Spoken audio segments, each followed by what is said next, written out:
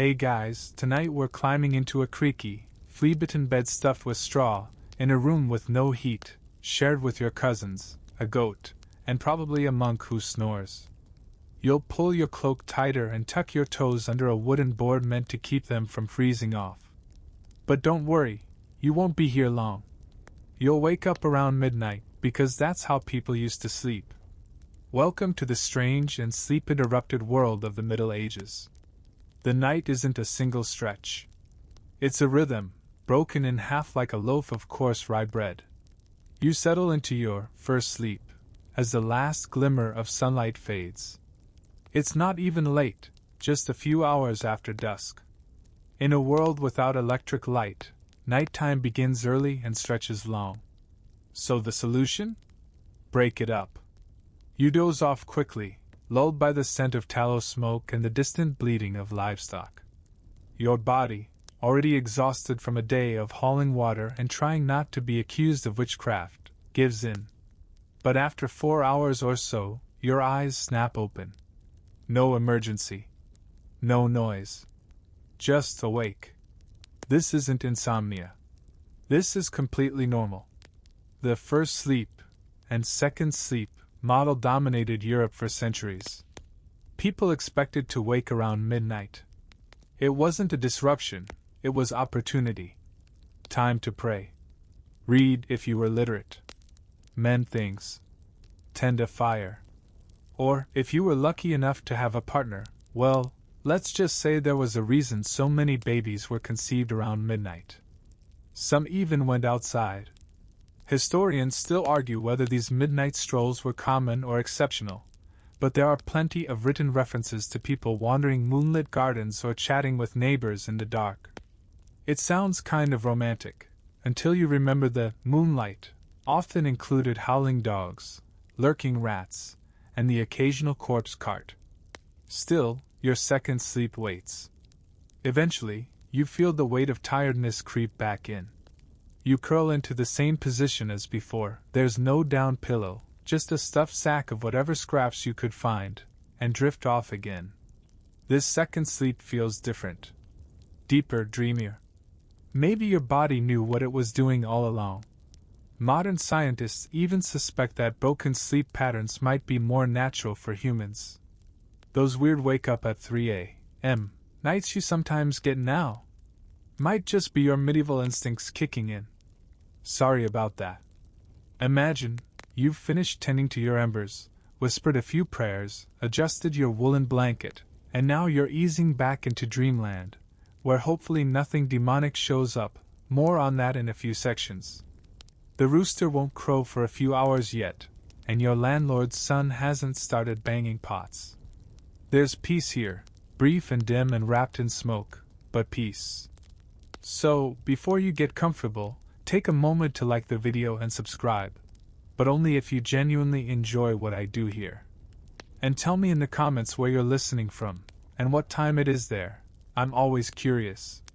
Now, dim the lights, maybe turn on a fan for that soft background hum, and let's ease into tonight's journey together. You curl up tighter now, one arm beneath your head, the other holding your cloak closed at the chest. Sleep is returning. Outside, the stars are pinpricks behind clouds. Inside, the world is quiet, except for the occasional whisper from another bed across the room. You're already halfway to your second dream when the first bell of matins rings in the monastery tower down the road. The moment you enter a medieval bedroom, you can tell exactly how important the person is, without them saying a word. You just glance at the bed. If it's a hay-filled sack on the floor beside the hearth, you're probably dealing with a servant, or a child. But if it's a towering wooden structure carved with vines, saints, and maybe the family crest? With thick curtains to keep the cold out, and the snooping eyes away? Congratulations, you've stumbled into the boudoir of someone who's either incredibly wealthy, incredibly noble, or both. In medieval times, a bed wasn't just where you slept, it was where you displayed power. Beds were heirlooms. They were handed down, celebrated in wills, sometimes dragged around from estate to estate like mobile thrones. One duchess supposedly brought her own bed with her when visiting friends, just to make sure she wouldn't have to suffer the indignity of sleeping like the common folk. A well-off person's bed had a canopy, not to be fancy, although, let's be honest, it was, but to catch thatch debris falling from the poorly sealed roof. You know, stray twigs, the occasional bug, maybe even a mouse. Very romantic. Then there were the hangings, heavy cloth drapes that could be drawn close to keep warmth and incurious servants out. In a castle or nobleman's home, you'd often find the lord and lady's bed tucked away in an alcove or even behind a screen. Privacy, after all, was rare. Especially when your household included 30 retainers, 10 visiting knights, and a court jester who never seemed to sleep. Historians still argue whether servants routinely stood in bedrooms overnight, or if that was reserved for moments of ceremony and illness. Either way, beds were never truly private. Even royal beds doubled as spaces for meetings, meals, and very awkward diplomatic conversations in nightclothes. Now you, yes you, probably don't own a feather mattress made from plucked goose down, stitched by nuns, and blessed by a bishop. More likely, you'd be on a lumpy wool-filled pad, if you're lucky, stuffed with whatever your town had lying around: straw, moss, sheep's fleece. Some poorer households used old clothing scraps. Think of it like medieval memory foam, except it remembers every sneeze and sweat stain. The frame? If you had one at all, it might just be roped crisscross beneath the mattress. Sleep too long without tightening it, and you'd sag right into the floorboards.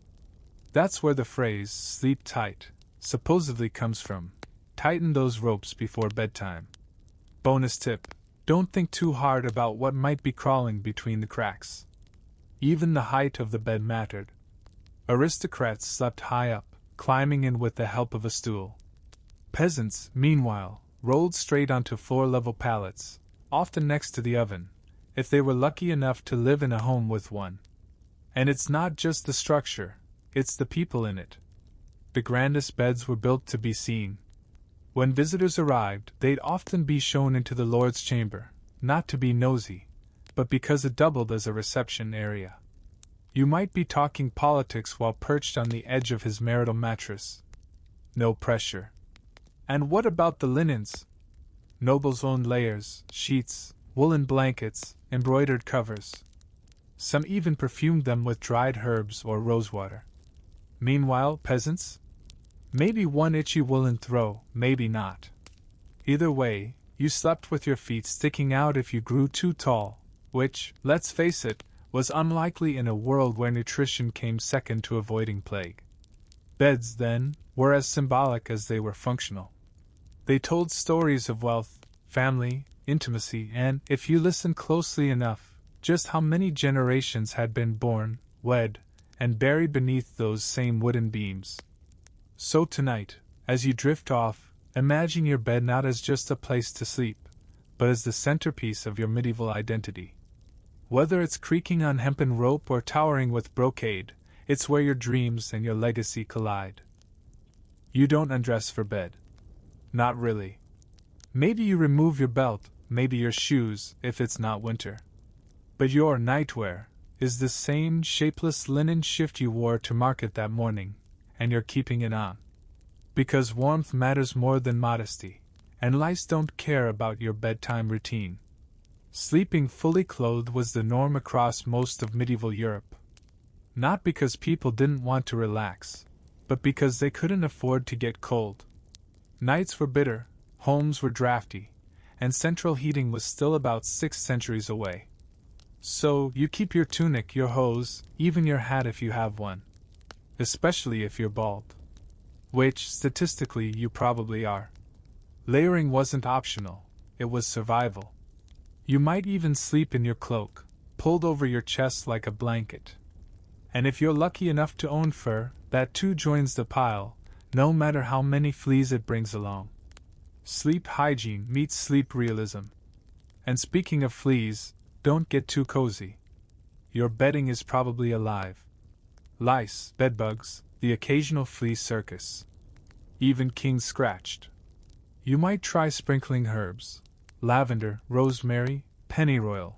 under the sheets to ward them off, but let's be honest, the herbs mostly make your bed smell like seasoned bread. The bugs don't mind. Now, it's not that no one ever changed clothes. The very wealthy had designated nightshirts, often white linen, sometimes embroidered, though mostly for show. A few might even bathe before bed, but that's for a future section. For most people, though, the idea of stripping down before sleep was about as practical as inviting a goose to a wedding. It just didn't happen. And remember, it's not just you in bed. Your spouse, your kids, maybe your apprentice if you're a tradesman, maybe your grandmother. In cities, entire families sometimes shared a single room, and when space got tight, you doubled up. Or tripled. Or quadrupled. Historians still argue whether people really slept like this every night, or whether they rotated sleeping arrangements like strange nocturnal Tetris. Some accounts describe hot beds, where one person sleeps while the other works the night shift, then they swap. Not exactly the most restful setup, but efficient. There are stories of travelers arriving at inns and being told, "Yes, we have room in that bed. With that stranger." Inns charged by the spot, not the room. You could sleep next to someone you'd never met. Maybe they were drunk. Maybe they snored. Maybe they had the plague. You'd find out by morning. And when you do wake up, groggy and rumpled, there's no shower, no toothbrush, no fresh pajamas to change into. You rise in the same clothes, slightly sweatier and possibly more lice-ridden than the day before, and get moving. That's the rhythm. That's the world. There's a strange kind of comfort in this, once you let go of the idea that cleanliness is next to godliness. For medieval folks, cleanliness was a luxury, and a controversial one. But warmth was sacred. So you layered and huddled and didn't risk removing your clothes unless the bed was burning. Maybe in your next dream, you'll drift to a time when people had flannel and memory foam. For now, just keep your boots by the bed and your shirt tucked close. Oh, and if something starts crawling up your leg, just pretend it's a blessing from St. Cuthbert. He was known to be patient. It's night. Real night. Cold, deep, damp. There's no central heating, no insulation, no double-glazed windows whispering promises of comfort.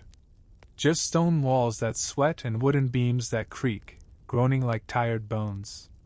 You sleep in a house that leaks winter through every crack, and forget thermostats.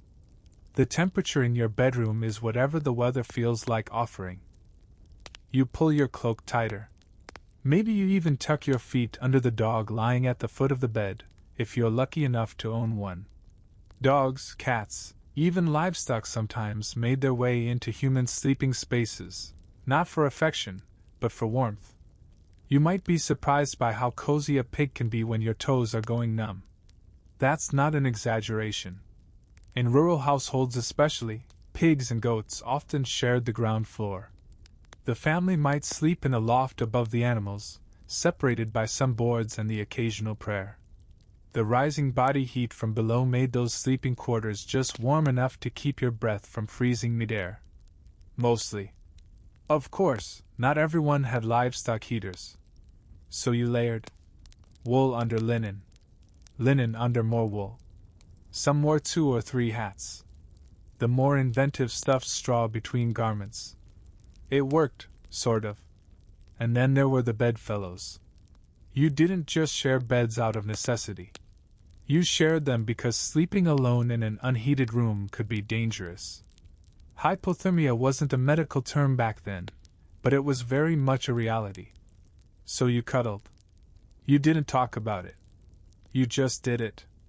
Even monks slept side by side in drafty dormitories, and nobility, despite their massive canopy beds, sometimes invited in children or servants on especially bitter nights. A warm body was a warm body. You light a candle. It flickers, the flame battling the chill. Maybe you have a small brazier in the corner, fed with precious coals. But it's risky. More than one household burned down because someone fell asleep with the embers still glowing. Fire brings warmth and fear. Historians still debate whether people acclimated to the cold better than we do now, or whether they simply suffered in silence. Maybe both. There are records of people sleeping in fur-lined sleeping sacks, not unlike primitive sleeping bags, but only the wealthy could afford such luxuries. For the rest, frostbite wasn't an if, it was a when. And then, of course, there's the midnight pee problem. Cold rooms make bladders twitchy. You know you need to go. But the floor is freezing, the chamber pot is across the room, and you really don't want to wake your bedmates, human or otherwise. So you debate. Wait. Or risk it? You make a move. Your bare foot touches the icy floor and you instantly regret everything. You shuffle quickly, teeth clenched, hoping not to trip over the dog or knock over the stool. Eventually, you crawl back under the layers, feeling your way toward the warm dent your body left behind. It's still there. Just barely. This is where dreams start to feel different. Not gentle, storybook dreams, but strange, flickering ones. Cold seems to invite the uncanny. People often described seeing things at night, ghosts, saints, demons. More on that soon. But it's no coincidence that many of these visions came when temperatures dropped and the mind danced between sleep and shivers. Still, the cold had its rituals. People warmed stones in the hearth and placed them in the bed. Some used heated bricks wrapped in cloth. Others drank hot ale or mulled wine before sleeping, chasing off the chill with a little buzz. And some, monks especially, simply accepted the suffering as a spiritual gift. Cold kept you humble. Cold kept you alert. Cold kept you close to God. You pull your knees up to your chest and listen. The wind hums through the walls. Somewhere in the distance, a dog howls. Or maybe it's a wolf. Hard to tell. But for now, you're still warm enough. Still breathing. Still drifting. Silence is something you take for granted today. White noise machines, closed windows, maybe a quiet playlist humming in the background. But in a medieval household, silence was an impossible luxury. Especially at night. You're not alone. Even if you live in a castle. Maybe especially if you live in a castle. Let's start with the basics. Homes were communal. Even if your family was wealthy, you didn't get your own soundproofed suite. You might sleep in the same room as cousins, retainers, visiting knights, and maybe a falcon or two in the corner. The idea of everyone retreating to separate bedrooms each evening? That's modern. Back then, it was more like a slumber party, except with lice and a 3% survival rate. In monasteries, the situation was even more intimate. Picture a long hall lined with wooden cots. Dozens of monks lying side by side in itchy habits, murmuring Latin prayers or softly snoring. No one got up to hush Brother Matthew if he let one rip in his sleep. You just rolled over and prayed harder. Noise was constant. Wind rattling shutters. Dogs barking. Rats scrabbling in the beams. Church bells clanging at all hours to mark the canonical hours, matins, lauds, prime. You'd just fall asleep and then, dawn. Time to wake up and chant. Again. Historians still argue whether people ever truly adapted to these sounds or whether they simply learned to tune them out through exhaustion. Some suggest they embraced the rhythm. Others think the average medieval person just walked around perpetually sleep-deprived. Honestly, both seem true. And then there were the inns. You travel to another town, hoping for a bed, a roof, and maybe a bowl of turnip stew. What you get is a straw pallet on the common room floor next to 6 strangers and a goat. The goat smells better than 2 of the strangers. Someone snores. Someone coughs. Someone mumbles in a language you don't understand. You tried to sleep anyway. If you're staying at a noble's manor as a guest, things are a little better. Maybe you get a trundle bed pushed under the lord's own. But privacy? Still a fantasy. Curtains might block the light. But they do nothing for the sound of two knights arguing about tournament results at 2 a.m. Or a servant emptying a chamber pot with all the subtlety of a waterfall. Even natural sounds were louder. Without insulation, thatch roofs amplified every gust of wind, every patter of rain. Thunder sounded like Judgment Day. And if you lived near a forest, the nighttime chorus of owls, wolves, and God knows what added a little spice to bedtime anxiety. Want to block it out? Tough. Earplugs wouldn't be invented for centuries. Some people stuffed bits of cloth in their ears or covered their heads entirely with blankets. But if you did that too well, you'd wake up gasping. A fair trade. Occasionally, things got musical. Traveling minstrels weren't above performing deep into the night if someone paid them enough. Drunken singing from nearby taverns drifted through windows. And festivals could stretch into dawn, with fiddles screeching and tambourines jangling well past sanity. And yet, amid the chaos, there was comfort. Noise meant life. The hiss of the fire. The creak of a bed. The soft breathing of someone close by. You learned to anchor yourself to these sounds, to let them rock you like waves. Sleep didn't demand silence. It just needed rhythm. So tonight, as you listen to your own surroundings, maybe the hum of traffic, the buzz of a fridge, imagine you're lying on a straw pallet in a stone hall, with 5 other bodies sharing your breath and someone's elbow poking your rib. You breathe. In. Out. The world is noisy. But sleep? It comes anyway. It's crowded in here. You can barely move. Not because the room is small, though it probably is, but because you're sharing the bed. With at least one person. Often more. Maybe a sibling. Maybe 2. Maybe a traveling stranger who paid the innkeeper a penny to bunk beside you. In the medieval world, beds weren't personal. They were practical. And if you wanted to sleep, you had to accept company. Forget the idea of a double bed or a twin.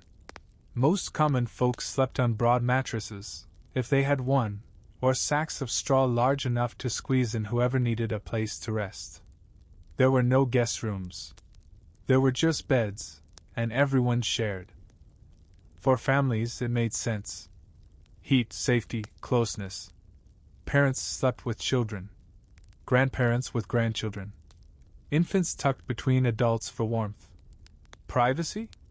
That wasn't a concept people obsessed over. If you wanted to talk in secret, you waited for a walk in the woods, not after dark, under 5 blankets and beside a snoring uncle. Even among the elite, bed sharing wasn't taboo. Kings often slept with their courtiers, not romantically, just richly. A trusted servant might sleep at the foot of the royal bed in case His Majesty needed water, a cloak, or, protection from assassination. Because that was a real concern. There's a reason so many medieval beds had high curtains and locks on the bedchamber doors. In monasteries, monks slept side by side in dormitories called dormitoriums, rows of beds, sometimes even just mats. Silence was enforced, but the smell wasn't. You learned to breathe shallowly. Or to pray harder. Historians still debate how common stranger sharing really was. Did people really let travelers curl up in their beds? Or is that an exaggeration from chroniclers trying to prove how hospitable their people were? But we know it happened.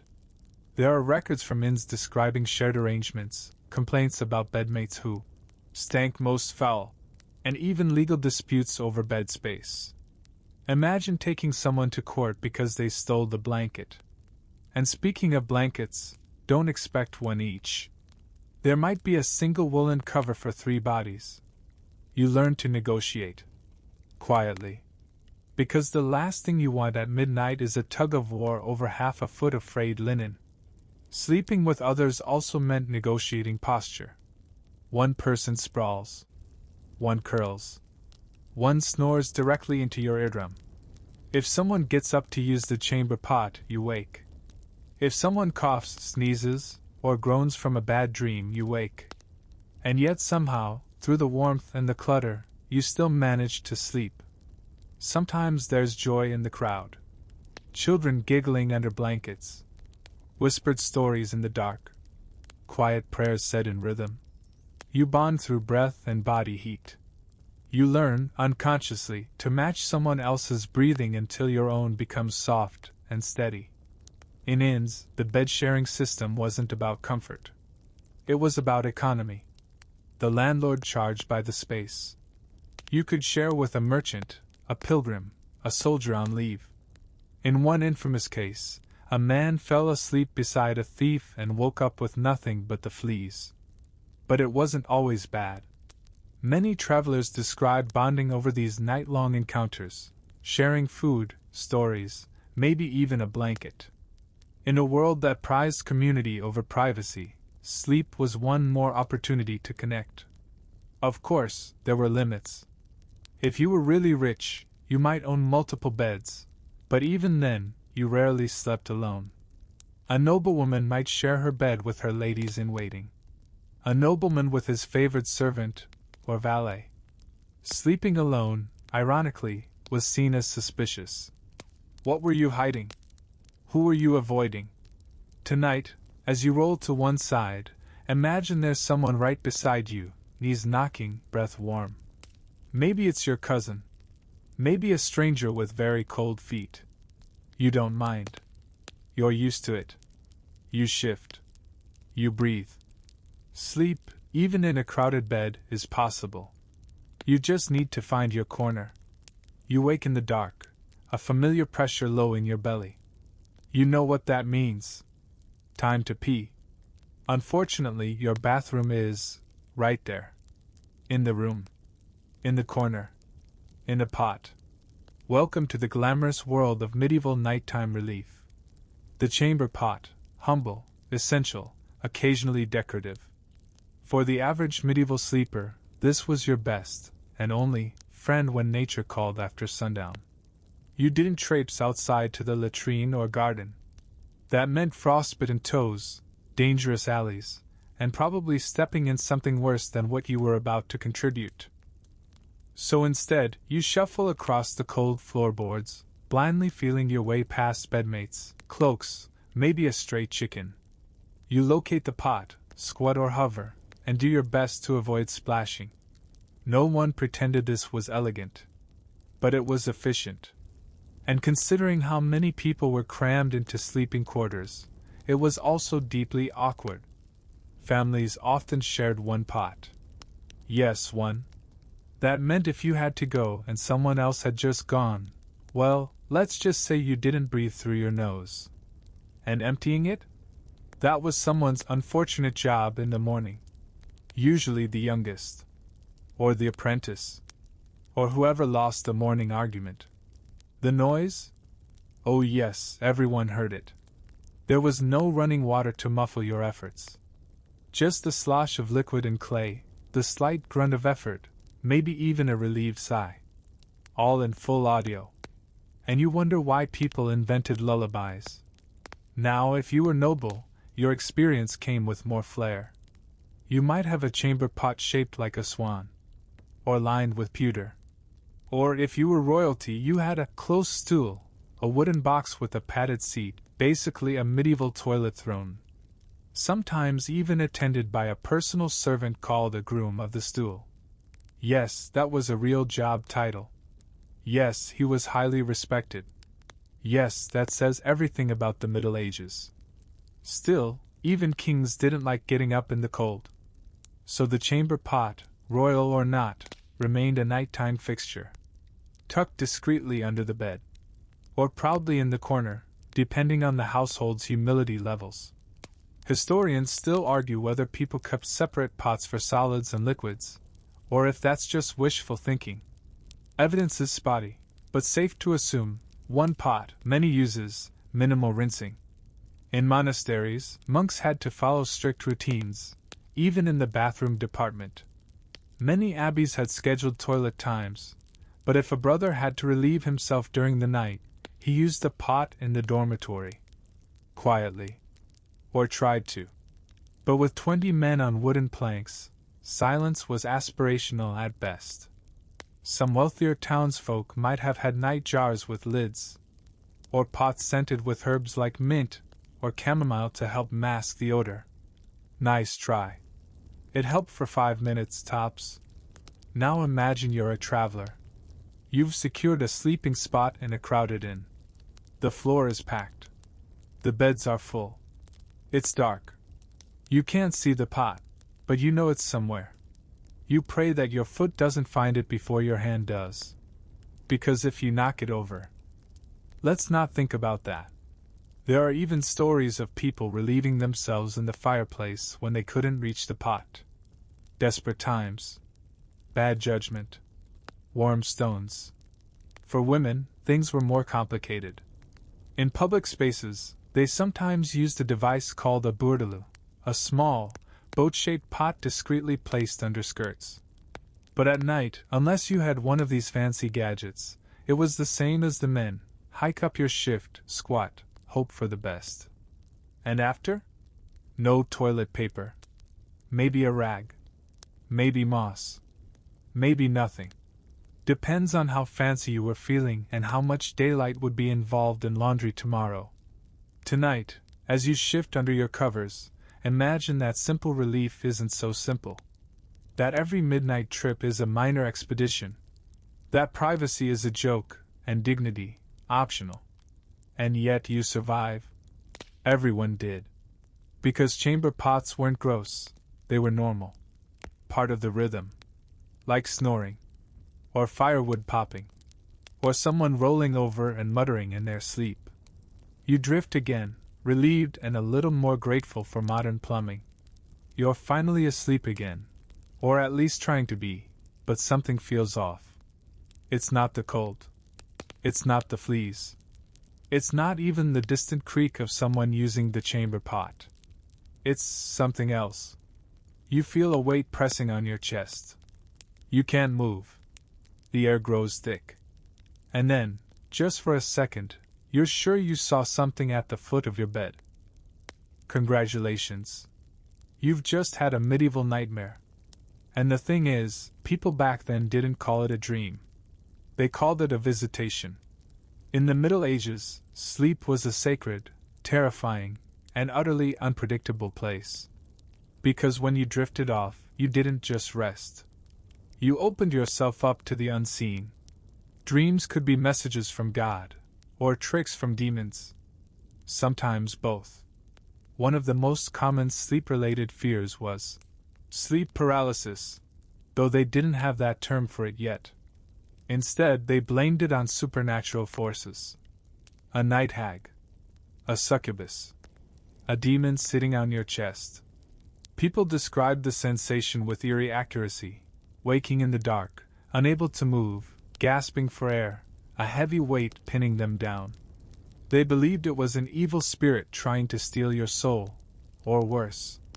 Historians still argue whether these visions were tied to illness, stress, or sleeping in freezing, uncomfortable positions, but there's no denying that sleep came bundled with fear. Dreams weren't just dreams. They were omens.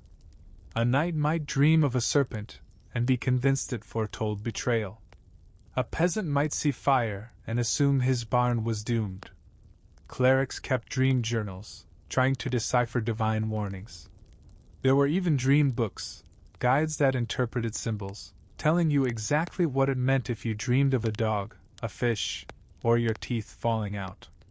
Spoiler, none of it was good. But it wasn't always fear. Some dreams were seen as holy visions. Saints, especially, were believed to visit the sleeping faithful. A nun might dream of the Virgin Mary handing her a rose and wake with tears streaming down her face. A monk might dream of purgatory and use it as a sermon starter for the next 20 years. Sleep wasn't escape, it was divine communication. Of course, not everyone bought into this. Some physicians thought dreams were just the byproduct of digestion. Eat too much cabbage and your dreams get weird. Logical, honestly. But for most people, the line between real and dream was blurry. If you woke sweating, heart racing, and couldn't shake the feeling that something had touched you, you didn't dismiss it. You lit a candle, You said a prayer? You might even sprinkle holy water on the bed. Some went further. Iron nails driven into the bed frame.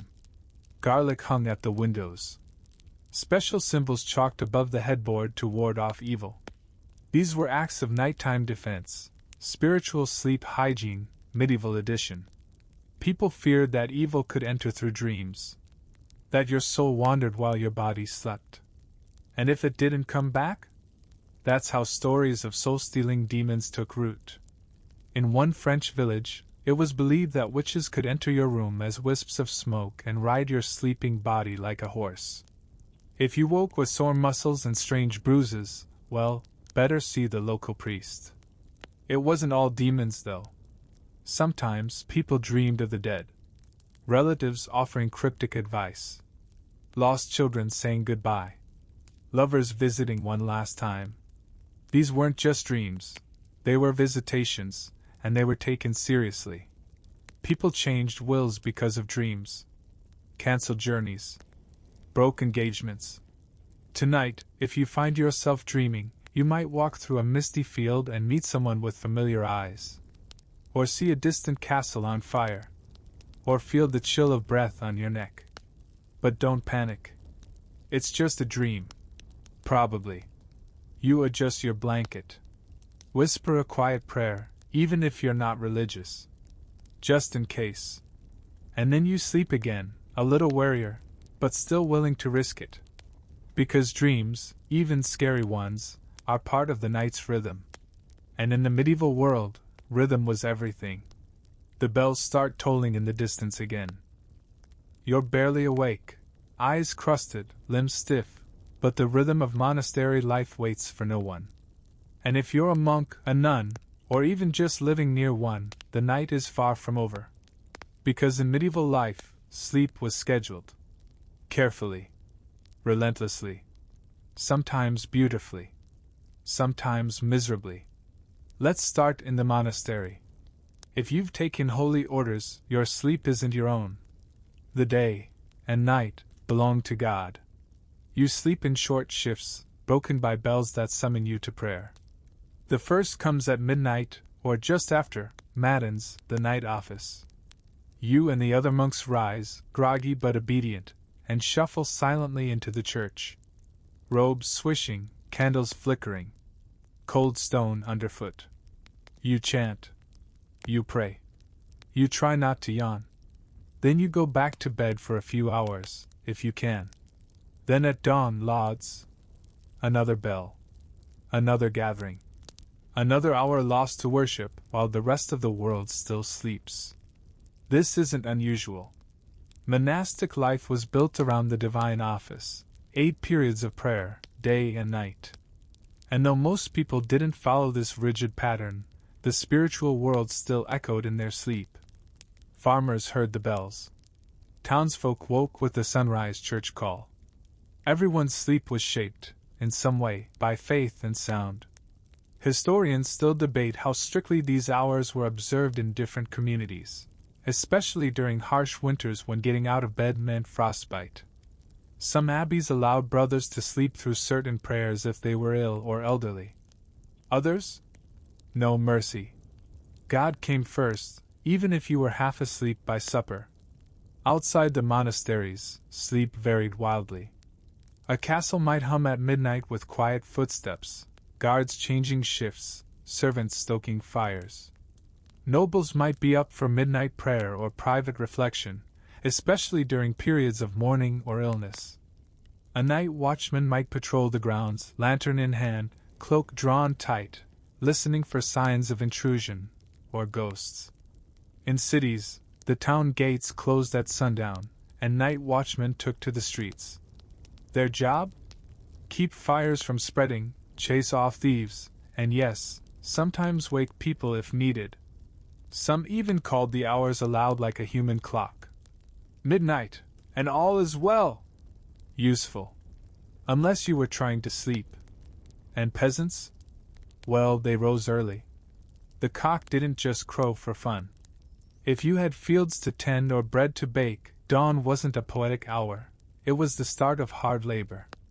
Many households rose well before sunrise to light the fire, grind grain, feed animals, and prep for the day ahead. Some people took naps to cope. Afternoon naps, often after the midday meal, were common, especially in hot climates. Pilgrims sometimes napped in churches. Shepherds dozed under trees while watching flocks. Even monks had designated rest periods between services. Sleep was flexible. You grabbed it where you could. And let's not forget the professional insomniacs. Night guards, scribes, healers, midwives, blacksmiths on emergency call. These people stayed alert during the dark hours, patching roofs, tending wounds, delivering babies by candlelight. One particularly sleepy profession? Watch monks, assigned to stay up and guard relics or keep vigil over the dying. Imagine pacing a cold chapel at 2 a.m., whispering prayers while the shadows dance. Peaceful? Maybe. Creepy? Definitely. Still, for all the interruptions, medieval people didn't always resent broken sleep. That midnight wake-up during the first and second sleep rhythm gave them space, time to think, to whisper, to light a candle and be still. Tonight, as the modern world hums steadily around you, imagine a different pattern. One shaped by bells and beasts. One where sleep is a scattered quilt of hours, stitched together with prayer, duty, and flickering dreams. You stretch. The wind rattles the shutter. Someone stirs nearby. Maybe a nun rolling over, maybe a guard shifting weight. And the world keeps turning. Slowly. Quietly. You do not wake the noble. That is rule number 1 in any medieval household that values continued employment. Or, keeping your head attached to your body. The noble's bedchamber isn't just a place to sleep. It's a sanctum, a theater of ritual, a power stage with velvet curtains and embroidered pillows. And once the lord or lady has retired for the night, their rest becomes a matter of protocol, privacy, and delicate choreography. But here's the twist: even when they're asleep, they're never quite alone. If you serve a royal or high-ranking noble, chances are your job includes standing silently in their room. Just standing. Maybe sitting in a corner if you're lucky. Maybe on a stool beside the hearth. But always alert, always waiting. Why? Because your master might wake up thirsty. Or cold. Or suddenly inspired to discuss taxes. So you stay within reach, draped in layers, trying not to shiver or snore. Some nobles employed a valet de chambre, a personal servant who slept nearby, ready to fetch cloaks, warm stones, or chase away rats.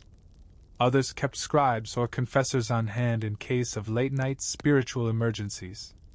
And in royal households? The sleeping arrangements bordered on a parade. Imagine being a French king. You don't just go to bed. You retire. There's a whole ceremony. Attendants undress you, priests offer blessings, the royal bed is inspected, curtains drawn. You might even fall asleep to someone reading aloud, scripture, poetry, or, if you're feeling spicy, your own decrees.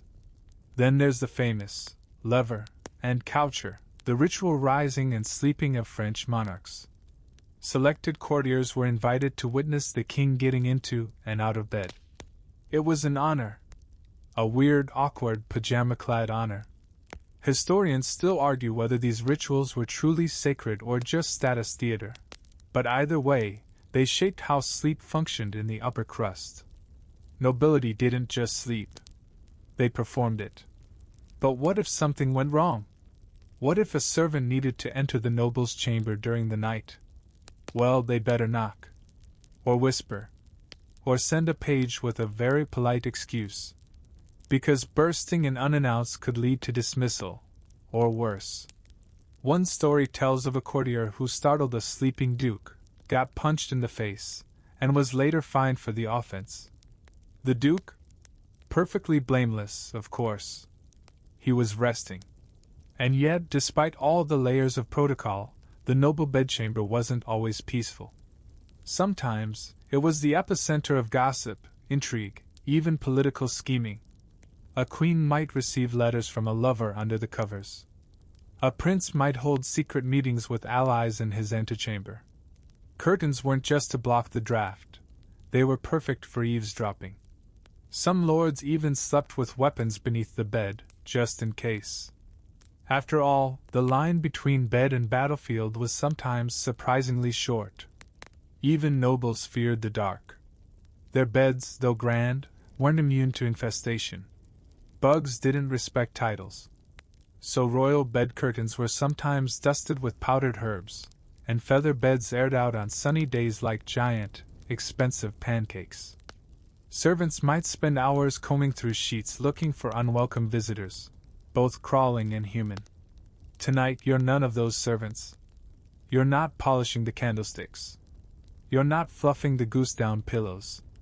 You're just lying nearby, pretending not to breathe too loudly while the Duke snores like a broken bellows.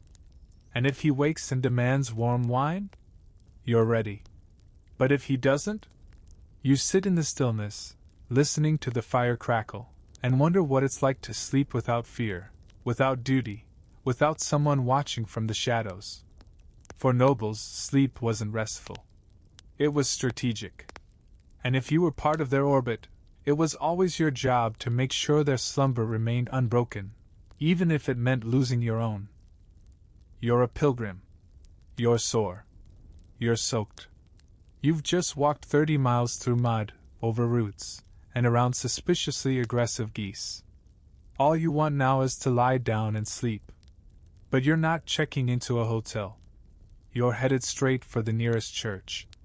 In the medieval world, churches weren't just houses of worship, they were also, sometimes, houses of rest. Travelers, especially pilgrims, often slept inside chapels, cloisters, or even in the shadow of a saint's shrine. It was common. It was free. And it was just spiritual enough to ease the conscience after a week of questionable choices on the road. Churches were cool, quiet, and usually safe, usually. The doors might be locked at night in big cities, but in rural parishes, you could ask the priest for permission, offer a blessing, and curl up in a pew. Or under one. You pull your cloak tighter and settle onto the stone floor, maybe using your sack of dried figs as a pillow. A nearby candle flickers behind stained glass.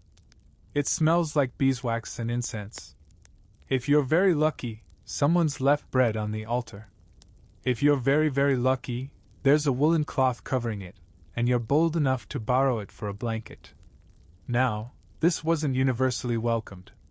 Some clergy hated having vagabonds, pilgrims, squatting in the nave. Others saw it as a duty of hospitality. After all, wasn't Mary and Joseph turned away from the inn? Better to host a sleepy stranger than play the villain in someone's nativity scene. Historians still debate how widespread this practice was.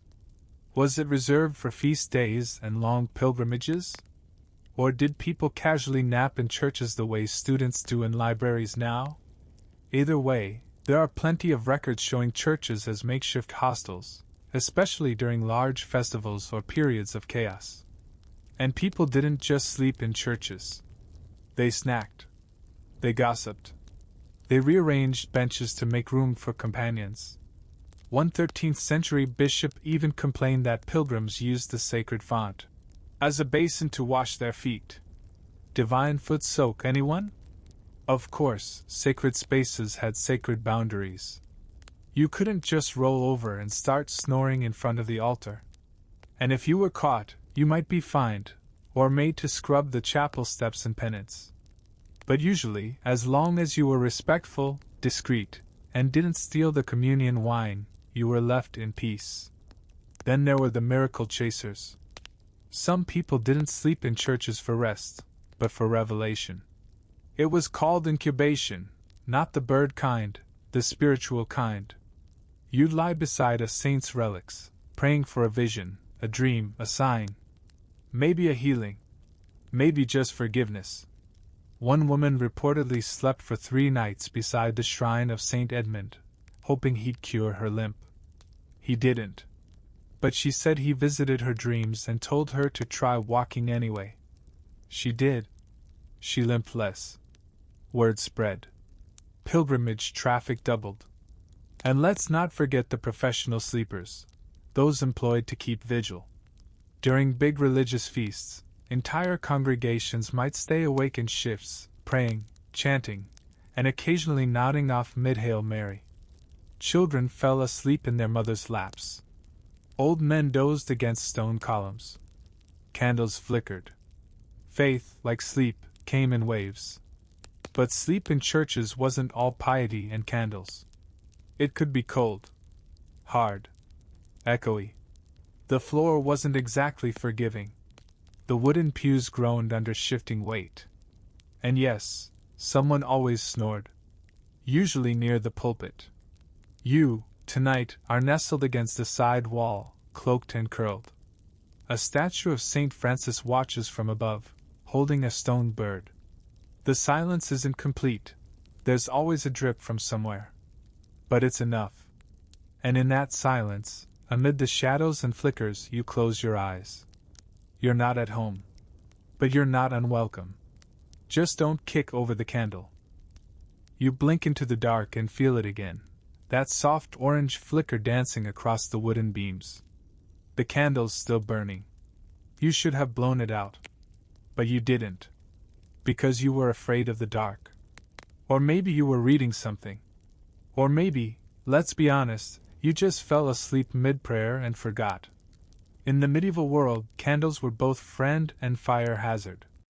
They brought light, warmth, comfort. But they also brought a very real risk of burning the entire house down while you dreamed about dancing bears or angry saints. Candles were made of tallow, rendered animal fat, or beeswax if you were wealthy or religious. Beeswax burned cleaner and smelled better. Tallow? Not so much. Imagine sleeping beside a slow-burning hunk of bacon grease on a string. Still, you needed that candle. For light. For timing. For a sense of safety in a very unsafe night. Some people used rushlights, long strips of dried rushes dipped in fat. They were cheaper than candles, but smoky, short-lived, and likely to sputter out just when you needed them most. Like, say, halfway through a scary dream about devils or that time your neighbor cursed your chickens. And then there was the candle clock, a time-keeping system involving a marked candle that burned down at a predictable rate. Monks used these to time prayers during the night. Some homes used them to gauge how long to sleep between first and second slumber.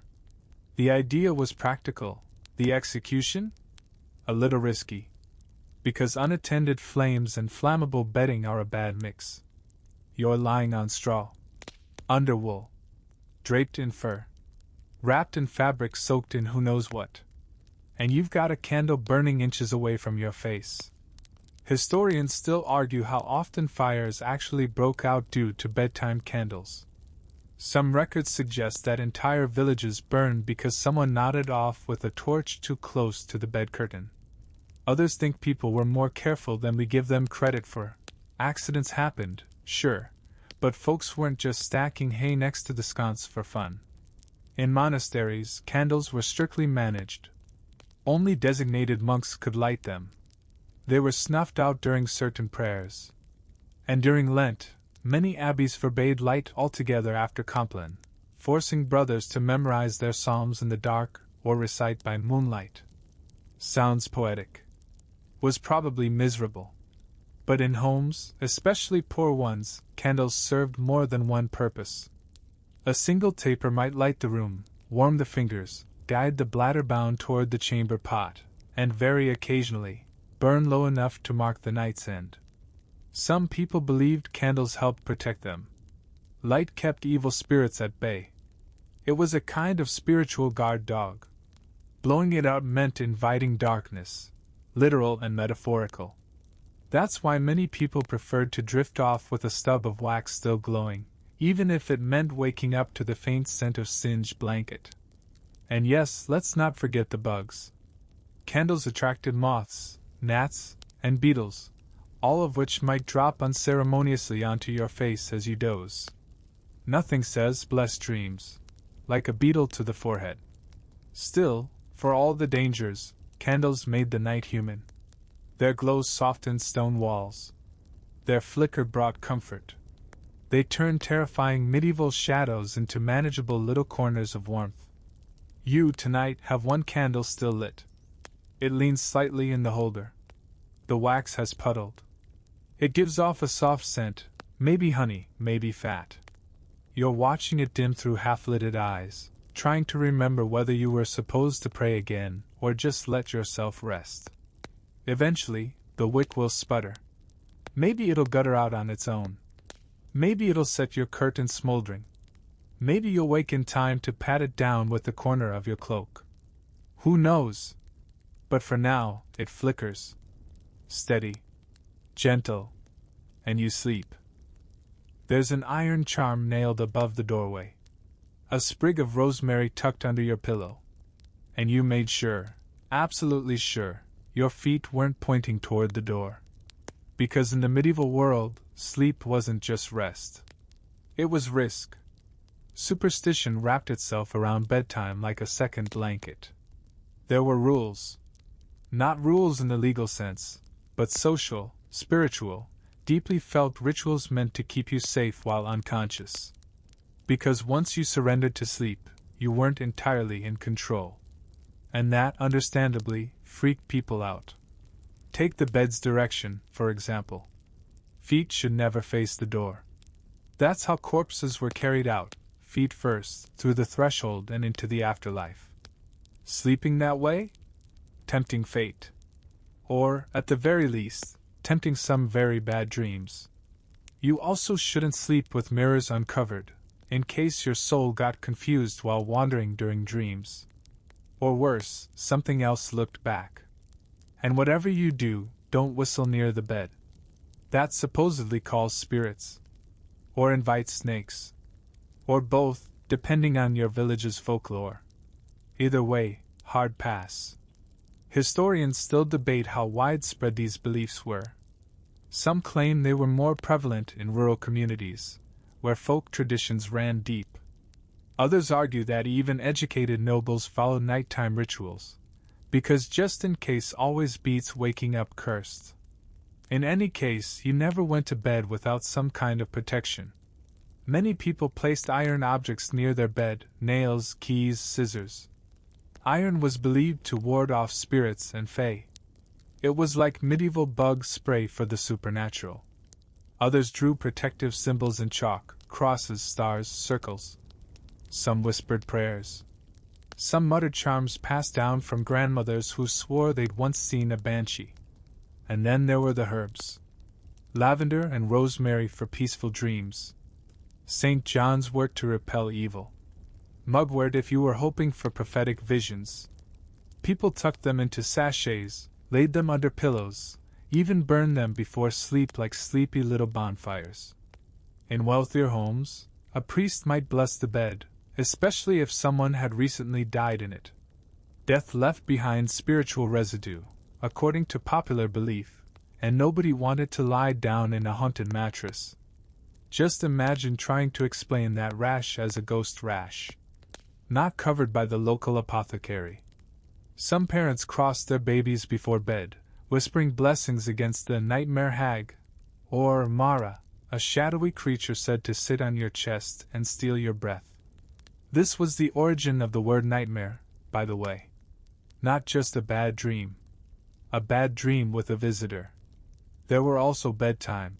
Don'ts you had to memorize. Don't leave your shoes facing the wrong way. Don't eat cheese right before bed, nightmares obviously. Don't sleep with your mouth open, souls might slip out, or bugs might slip in, either way, unappealing. And if you had a bad dream, you didn't just shake it off. You told someone. Immediately. Ideally before breakfast. Dreams were warnings, and ignoring them could bring misfortune. Or worse, mean the dream would come true. So people shared them, dissected them, prayed about them. The morning ritual wasn't, "How'd you sleep?" It was, "What did you see?" Still, for all the fear, these rituals offered comfort. They gave people control in a world full of uncertainty. and they bound families and communities together through shared belief. You, tonight, reach for the dried bundle beside your bed. You press it beneath your pillow, just a bit of sage and thyme. Old habits. You don't really believe it'll help. But it doesn't hurt either. You lie back, careful not to cross your arms over your chest. That's corpse posture, after all. You adjust your shift. You breathe. And you sleep, knowing that above your bed is a crooked iron nail, hammered into the beams so long ago, no one remembers why. Except maybe, just maybe, it's still working. You're wide awake. Not because of a noise. Not because of a draft. Not even because someone tipped over the chamber pot again. You're awake because something's bothering you. Not outside. Inside. A gnawing guilt, a sour feeling in your chest, an echo of something you shouldn't have said, shouldn't have done, shouldn't have thought. In the medieval world, this wasn't just insomnia. It was a warning from your soul.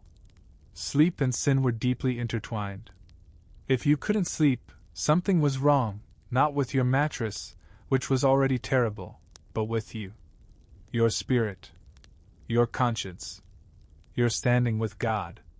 People believed that sleep came from divine grace. If you were pure of heart, your sleep would be sweet, dreamless, undisturbed. But if you were sinning, even secretly, your sleep would betray you. Restlessness was moral feedback. Your neighbors knew it too. Someone with dark circles and a bad mood in the morning? Clearly guilty. Clearly hiding something. You might get side-eyed at church. Or worse, gossiped about over washing tubs. She hasn't slept since Whitsuntide. Must be something she did to her cousin's ox. Historians still argue whether people really internalized these ideas or whether they were just repeated by clergy looking to sell more penance. Either way, the belief stuck. And not just in sermons. Confessors regularly asked about sleep during spiritual check-ins. Do you sleep soundly? Was a veiled way of asking. Do you have secrets? If you said no, you'd better have a very innocent reason. Like noisy neighbors. Or an unusually loud goat.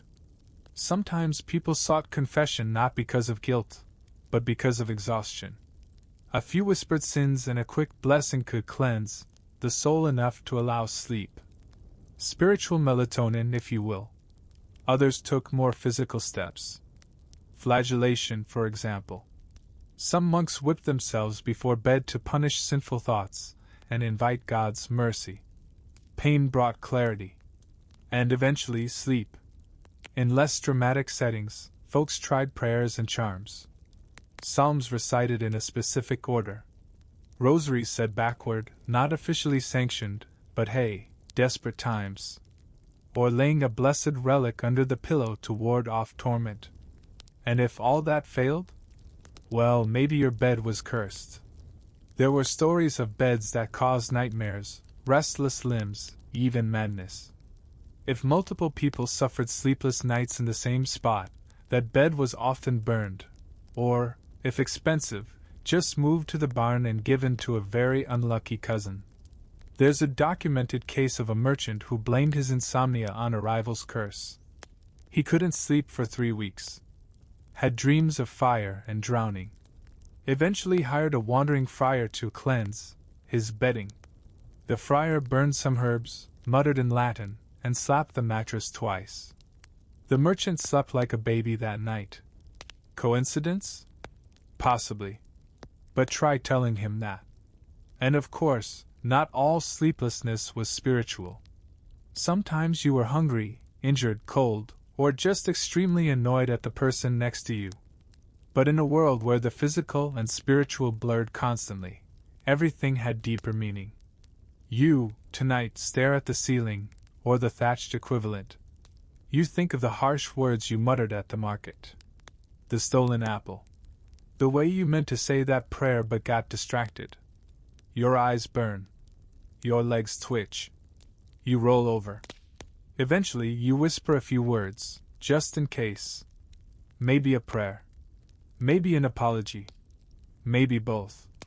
and slowly the guilt softens. Your breath evens out.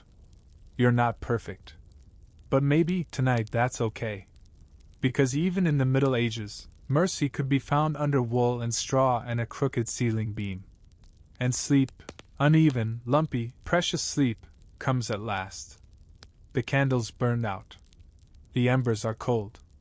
Somewhere nearby, a rooster thinks about crowing but isn't quite there yet.